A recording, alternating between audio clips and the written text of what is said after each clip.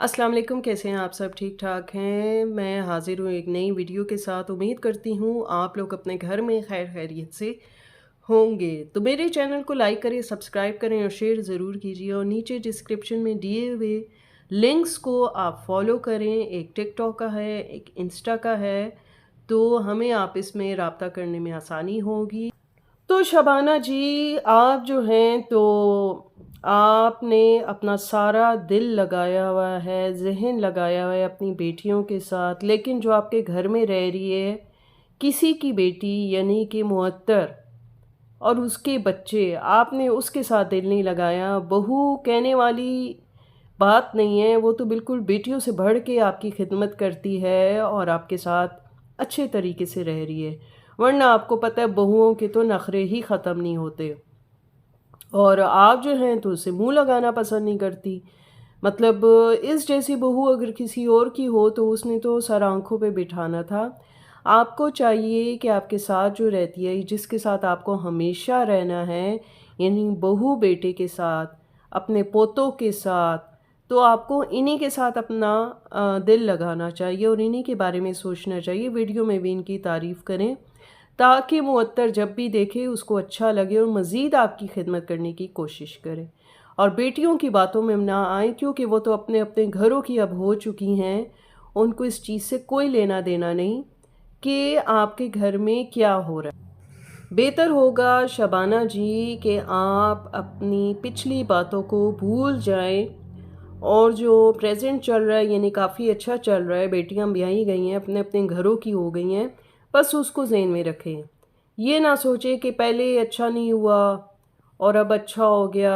हो सकता है कि ये जो कायनात का मालिक है उसने ये चीज़ ऐसी ही करनी हो, एक प्रोसेस से गुजारनी हो। पहले वहाँ पे रिश्ता गया, फिर जो भी चीज़ हुई वहाँ से ख़त्म हुआ तो फिर अच्छे के लिए ख़त्म हुआ और यहाँ पे हो गया। अब देखते हैं, ये तो आप पे और आपकी बेटी पे डिपेंड करता है कि कितने अच्छे तरीके से आप लोग निभाते हैं। तो अल्लाह अंबर के नसीब ही अच्छे करे कि उसे अच्छे लोग मिलें। खैर फ़िलहाल तो वो अच्छे ही लग रहे हैं, तो बस दुआ करते हैं कि वो अपनी समझदारी से उस घर को चलाए। और वैसे अंबर की वीडियो देखो तो हंसने पे ख़त्म होती है, हंसने में शुरू होती है, और कहती है मेरी सास मुझसे घर के काम नहीं करवाती, और उसने कहा मीठे में हाथ डलवा दूं तो फिर काम शुरू होगा। लेकिन अंबर आप तो खैर व्लॉगिंग तो आपने काफ़ी पहले ही शुरू कर दी, यानी उस घर में अभी सही तरीके से आपको एक दिन भी नहीं हुआ था कि आपने व्लॉगिंग शुरू कर दी। तो सोचने वाली बात। अच्छा शबाना जी, आपने जो माजी के हालात को कुरेदा और उससे रिलेटेड जो बातें की आपने, तो मुझे तो लगता है आप अंबर के जो अभी रिश्ता हुआ है उससे कोई इतनी खुश नहीं है। उसकी रीज़न क्या है वो बताइएगा। लेकिन खैर आपने हमें नहीं बताना, हो सकता है अपने घर में डिस्कस किया हो। लेकिन आप उससे खुश नहीं लग रही, तभी आप माजी को सोच रही हैं, क्योंकि अगर खुश होती तो आप सब कुछ भूल चुकी होती और आने वाले दिनों के लिए पुरुमीद होती, अच्छी होती। तो चलें, आने वाला वक्त हमें भी बता देगा कि आपके क्या ख़दशात हैं, या आपने ऐसा क्यों कहा, आपके ज़हन में क्या चल रहा था। तो बात ये है कि आपका जो चैनल है वो आपने एक खिचड़ी की तरह बना दिया है। उसमें आपने कुकिंग विद शबाना नाम रखा हुआ है, लेकिन उसके अंदर आपने व्लॉगिंग भी कर रही हैं, फिर इस्लाम का बोलबाला भी कर रही हैं। देखिए हम सब अल्हम्दुलिल्लाह मुसलमान हैं, और उसमें तकरीब कबात भी दिखाती हैं, कभी मिलाद होते हैं, कभी नियाज हो रही होती है, कभी कुछ कभी कुछ, कभी ख़त्म हो रहे होते हैं। तो ये एक खिचड़ी बन गई। तो आप इसके लिए एक इस्लामी चैनल बना लें, क्योंकि ये तो कुकिंग के नाम पे आपने चैनल बनाया है, और आप जो इस चैनल में आके इस्लाम के नाम पे जो भाषण या तकरीर करती हैं कि मेरा दिल बड़ा है और मैं ऐसी हूँ, मैं वैसी हूँ, अपने मुँह मियाँ मिट्ठू वाली बात है। कोई बात नहीं, ये सभी ऐसा करते हैं, और बहुत सोच से आप अच्छी भी हैं, क्योंकि मैंने उनको देखा है कि वो जब अपनी तारीफ़ों पे आते हैं तो काफ़ी ऊपर चले जाते हैं। आप में किसी न किसी हद तक सादगी है और आप अच्छे अंदाज से चैनल को लेके चल रही हैं, लेकिन जो चीज़ मैंने बताई है आप काइंडली उस पे भी। अच्छा शबाना जी, बात ऐसी है कि आप मुझे आपकी और आपकी बेटियों की समझ नहीं आती। आम दिनों में आप लोग सर इतना छुपाते हैं, एक बाल भी नज़र नहीं आ रहा होता। आपकी बेटियां भी पगड़ियों के स्टाइल में सर पे वो हिजाब वगैरह लगा के बैठी होती हैं। हालांकि हमारा ड्रेस कोड में दुपट्टा है, एक बड़ा सा अच्छा सा, बारीक ना हो लेकिन बड़ा सा दुपट्टा लेके सर पे लेके बैठ सकती हैं। लेकिन इवेंट्स में, शादियों में आप में से किसी के सर पे दुपट्टा ढंग से नहीं था और वो बारीक सा था, और वो दुपट्टा लिया भी ऐसे था कि कहाँ तो आप लोग बिल्कुल बापर्दा ख़वातीन की तरह नज़र आ रही होती हैं आम दिनों में, लेकिन तब सब कुछ ही, मतलब मैं कहना नहीं चाहती, लेकिन औरत की एक हुर्मत होती है, एक हया होती है। मतलब ऐसा कुछ नज़र नहीं आ रहा था कि बंदा सब कुछ उसी बापर्दा तरीके से शादी का इवेंट भी भुगताए। कोई बड़ी बात नहीं है, शादियाँ होती रहती हैं, चाहे घर की हो बाहर की हो, लेकिन अपना जो स्टाइल है उसको मेंटेन रखना चाहिए। दुनिया के साथ दुनिया वाले ना बन जाएं, बल्कि वहीं पे आपकी आजमाइश शुरू होती है कि आप उनसे ख़ुद को अलग रह के कैसे चल सकते हो। तो आप जो चैनल पे इतने खुतबे देती हैं ना, क्योंकि आपका कहना है कि आपके अब्बू मुअज़्ज़िन थे एक मस्जिद में, तो उस हिसाब से देखा जाए तो आपको थोड़ा सा उस चीज़ का ख्याल रखना चाहिए। अब अंबर के रंगे हुए बाल हमने देख लिए कि वो दिखा रही थी थंबनेल में, फिर इसके अलावा हमने उसका ड्रेस भी देखा। ड्रेस क्या देखा हमने, हुजम उसका देख लिया कि वो कितनी पतली कितनी मोटी है और उसका फेस किस साइज़ का है। और हालांकि शादी से पहले मैंने बहुत सारी लड़कियों को देखा है जो कि वेट लॉस के चक्कर में होती हैं, फिर शादी तक अपना अच्छा खासा वेट लॉस कर चुकी होती हैं, लेकिन अंबर को मैंने कभी, खैर एक्सरसाइज तो वो क्या करे और व्लॉगिंग भी अच्छी नहीं कर सकती। आपने उसकी तरबियत बिल्कुल नहीं की, ना मैंने कभी उसे किचन में देखा कि वो आपकी मदद करा रही हो। अकेले आप रहती हैं, किचन में काम करते हुए नज़र आती हैं, मुअत्तर आपके साथ होती है, ये कमरे में पड़ी सोती रहती है या आके जायज़ा लेती है कि आज क्या पका है और वो खाने बैठ जाती है। तो एक्सरसाइज तो खैर दूर की बात है। अब देखते हैं ससुराली इसके हाथों कब रोते हैं, अल्लाह ना करे कि ऐसा हो। अब देखते हैं कि अपनी घरदारी कैसे। अच्छा जी, अब आते हैं स्वीटी जी पे। वो बात ये है कि स्वीटी जी ने कहा कि मैं किसी को शाउट आउट नहीं दूंगी, तो इसमें बड़ी बात नहीं है, क्योंकि स्वीटी पे मैंने उनके हक़ में बहुत सारी वीडियोस बनाई, लेकिन अफसोस की बात यह है कि उन्होंने एक बार भी अपनी किसी वीडियो में तारीफ़ी कलमात मेरे लिए नहीं गए। शायद वो चाहती हैं कि मैं ही सब कुछ हूँ और मुझे किसी के कोई सपोर्ट नहीं करना। मुझे तो स्वीटी ने खैर कभी सपोर्ट नहीं किया, इसीलिए अब मैंने उनके बारे में वीडियोस बनाना छोड़ दी हैं और मैं न्यूट्रल होके चल रही हूँ। जहाँ मुझे जो गलत नज़र आता है, जिसके बारे में भी गलत नज़र आता है, मैं वहाँ पे उनके बारे में बात करूँगी।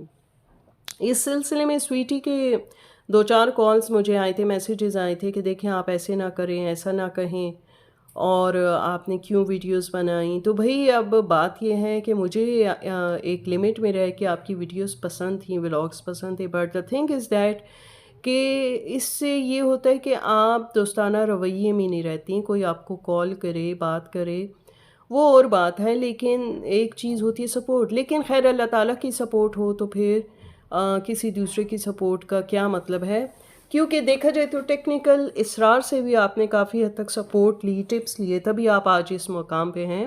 वरना व्लॉग में मुझे किसी ने डीएम किया आपके व्लॉग्स के बारे में, मैं वो बोलना नहीं चाहती, क्योंकि एक ज़माने में हमारे कुछ अच्छे टर्म्स भी रह चुके हैं, इसलिए मुझे इस बारे में कोई बात नहीं करनी।